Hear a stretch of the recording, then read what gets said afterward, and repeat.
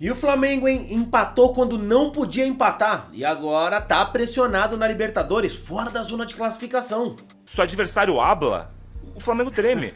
Futebol é dinâmico, então, infelizmente, hoje o momento é de trabalhar mais e falar menos. Você vai ver no vídeo de hoje, desabafo dos jogadores, o Felipe Luiz soltando o verbo na coletiva e muito mais. Mas antes, se você não é inscrito, se inscreve agora para apoiar nosso trabalho e receber mais vídeos como esse.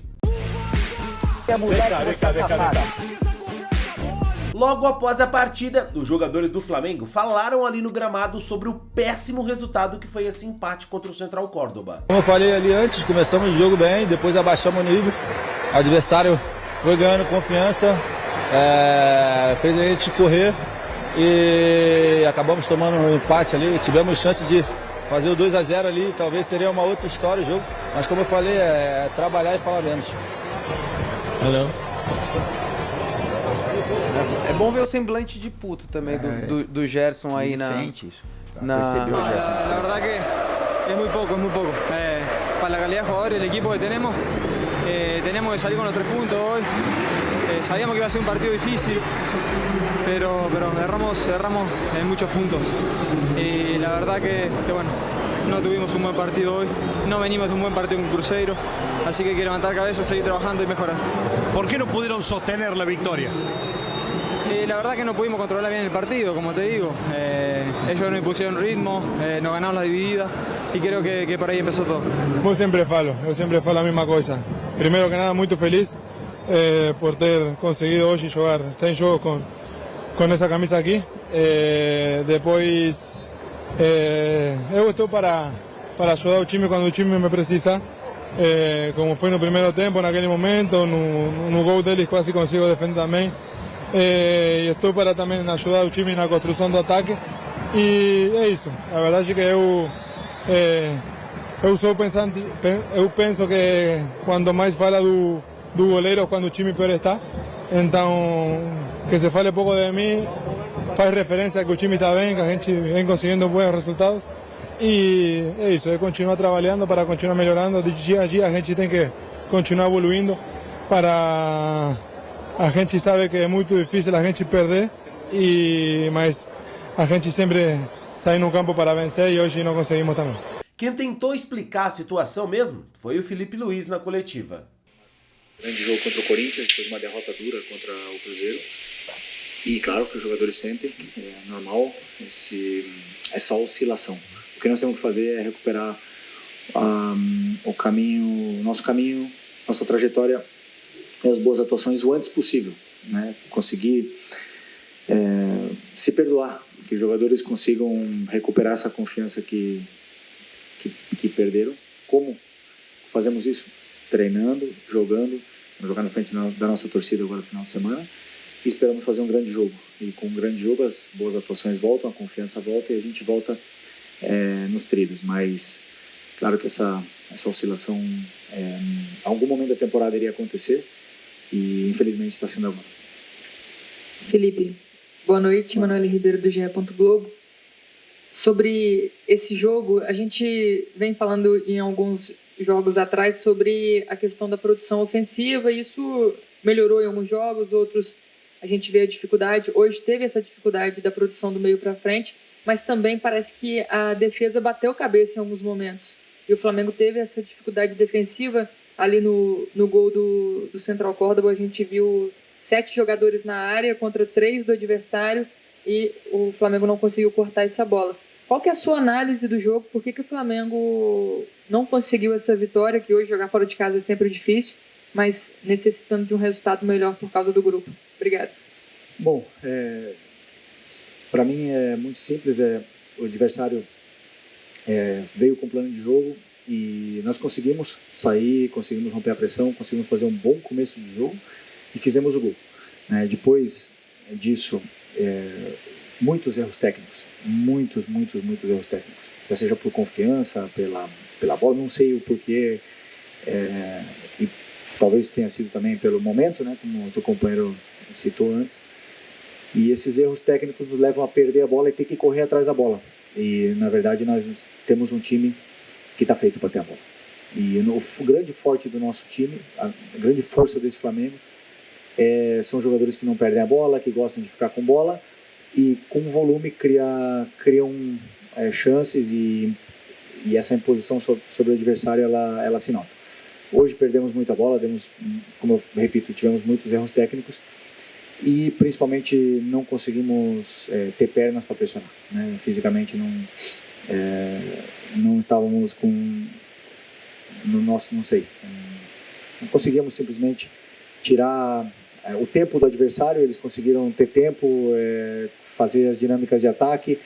Tem 2 pontas muito rápidos, nos empurraram para trás e tentaram entrar com bola nas costas e lançamentos em profundidade e cruzamentos, entrar por fora, né, basicamente. Por dentro não entraram nenhuma vez, a não ser algum erro nosso, como aconteceu dentro da nossa própria área, que o Rossi acabou fazendo na defesa. Então, como a gente não conseguiu dominar o território, eles sim dominaram. E por volume, por número de cruzamentos, um erro foi fatal.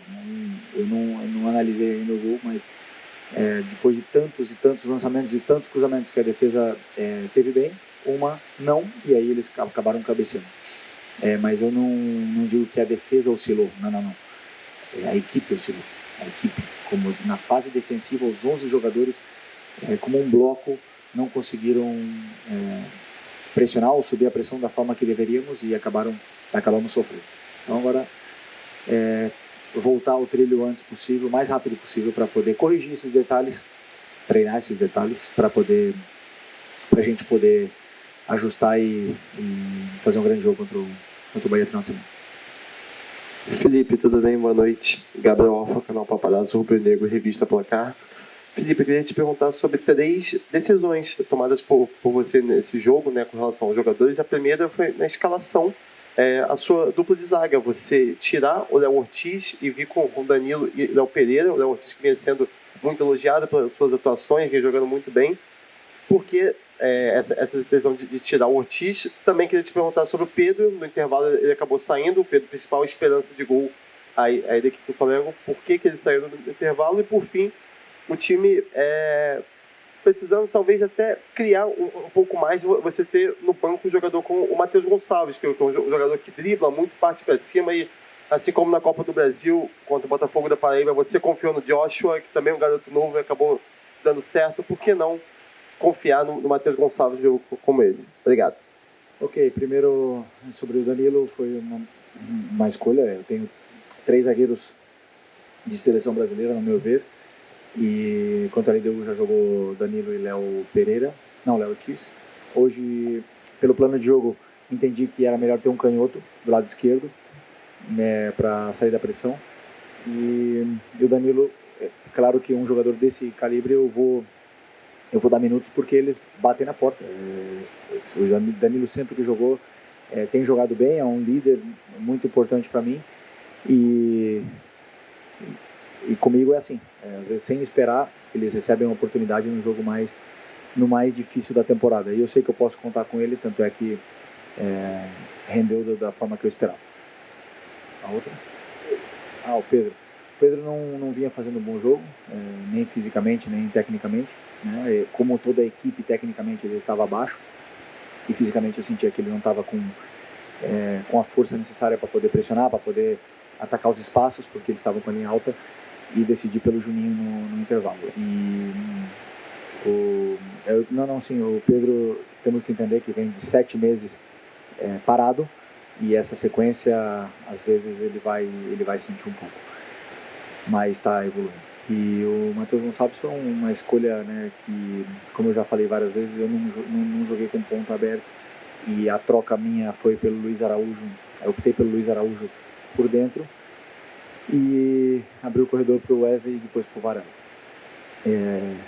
O Matheus, no meu modo de ver nesse jogo, o Bruno estava na esquerda, o Arrasca na frente e o Juninho no ataque. Não senti a necessidade, mas eu não senti o momento de colocar ele, nem o Michael e nem outros jogadores que ficaram sem entrar, porque para mim o campo estava pedindo isso, e aí eu tomei essa decisão dependendo do que eu vi no campo. Felipe, aqui do seu lado esquerdo. Acho que é esquerda, não, direito, sei lá. Boa noite. Claro, todo mundo, quando vai passando, né, nessa fase de grupos, começa a fazer as contas para ver quem vai se classificar, qual time vai passar em primeiro, qual vai passar em segundo. E, obviamente, que a torcida, acredito que vocês também, vão somando para saber como será o resultado daqui para frente. E esse empate, claro, deixa de ganhar 2 pontos, ganha 1 ponto, e a calculadora ela começa a funcionar. Eu quero saber de você o quanto você está preocupado com uma não classificação do Flamengo para a próxima fase, ou se você não tem essa preocupação nesse momento. Não, claro que me preocupa. Nós estamos nessa situação porque nós mesmos nos colocamos nessa situação e só depende da gente poder sair. Então, o que está no nosso alcance é ganhar os 2 jogos em casa, fazer o maior número de saldo possível, porque, claro, podemos depender de uma combinação de resultados dependendo do que aconteça. Então,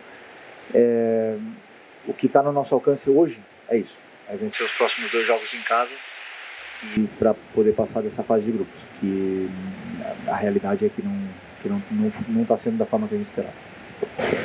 Felipe, boa noite. Resultados negativos muitas vezes ensinam. E certamente assim, a dedicação desse time do Central Córdoba nas 2 partidas contra o Flamengo é inspiradora para todo mundo que joga futebol e vive do esporte. Se tira algo disso também para a sua sequência de trabalho, para o seu dia a dia, para a conversa com os jogadores? Sempre a derrota ensina, né? As atuações, e como eu sempre falo, o jogo ele é um guia para a gente poder corrigir os erros e melhorar e evoluir como equipe, né? O Central Córdoba tem uma forma muito peculiar de jogar, uma forma muito direta, né? E uma forma de pressionar, de defender, um sacrifício muito grande, na qual o treinador entende que é o melhor para a equipe dele. Eu tenho um modelo de jogo que eu entendo que é o melhor, a minha ideia, que eu acredito que é o melhor para poder levar o time mais perto da vitória. O resultado a gente não controla, mas o que eu sempre penso é dar aos jogadores a melhor forma que eu vitória. Então, cada jogo é um jogo diferente, o Central Córdoba tem uma forma de jogar, o Bahia tem outra, o Cruzeiro tem outra. Então, nós temos que se adaptar sempre com o adversário que viu pela frente, mas claro que é uma forma muito válida. O Gerson também falou na zona mista. É o que eu falei, o futebol é muito dinâmico. Há 2 jogos atrás a gente teve uma vitória com êxito, né, jogando muito bem. Agora tivemos uma derrota no jogo passado e agora um empate aonde não foi nada bom pra gente, que eu falei ali no campo. Agora é hora de ficar quieto e trabalhar mais, porque sábado a gente já tem que jogar de novo e no futebol não dá pra ficar se lamentando. A gente, como eu falei ali, só quem pode sair dessa situação somos nós. Entramos nessa situação, assumimos o nosso compromisso e erro, mas a gente tem que seguir junto. Temos 2 jogos no Maracanã onde a gente vai precisar do total apoio da nossa torcida. E primeiro a gente tem que fazer o nosso. A gente tem que fazer o nosso para a classificação. A gente tem que ganhar os 2 jogos, e depois a gente torce para que dê certo, que a gente possa passar. Mas tem que mudar a chave rápido. A gente sabe que tem que mudar a chave e domingo a gente já tem jogo e futebol é dinâmico. Então, infelizmente, hoje o momento é de trabalhar mais e falar menos. E cara, é difícil o torcedor do Flamengo escutar algo como isso, mas tem sido verdade, né? O Zupac falou, qual a diferença entre o Flamengo do Brasileiro e da Libertadores? O Capita falou do Flamengo da Libertadores, não engrena. Não é uma coisa lógica, mas parece que se o adversário habla, o Flamengo treme. É o 3º ano seguido que o Flamengo não consegue fazer uma fase de grupo satisfatória. Em 2023, legal, passou com folga, o grupo era Flamengo, Racing, Aucas e Ñublense. Aucas do Equador, estreando na Libertadores, e Começa Ñublense até do Chile. vacilando contra o Aucas. E eu fui fazer o jogo lá, entre as 2 finais do Carioca contra o Fluminense. O Vitor Pereira, Flamengo vence a primeira, o Vitor Pereira dá uma tirada em alguns jogadores contra o Aucas, perde do Aucas, toma 4 ao Fluminense. Foi a estreia do Wesley, inclusive. O primeiro jogo do Wesley como profissional e titular foi lá em Quito contra o Aucas. Aí volta pro Maracanã e toma um pau do Fluminense e cai o Vitor Pereira. E justamente. E ano passado o time passou em segundo. Passou em segundo os 2 anos. E caiu para times gigantes do Cone Sul no mata-mata. O Flamengo cai pro Olímpia nas oitavas de 2023. Ano passado elimina o Bolívar, joga 2 vezes contra o Bolívar fora. Verdade. Não faz gol, mas consegue se classificar fazendo 2-0 no Maracanã e perdendo de 1-0 lá.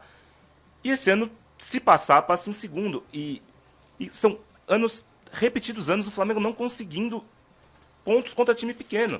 Mas e aí, torcedor? Você acredita na classificação do Flamengo nos próximos 2 jogos em casa? O resultado vai vir? Comenta aqui, eu quero saber a sua opinião e não esquece do like no vídeo, hein?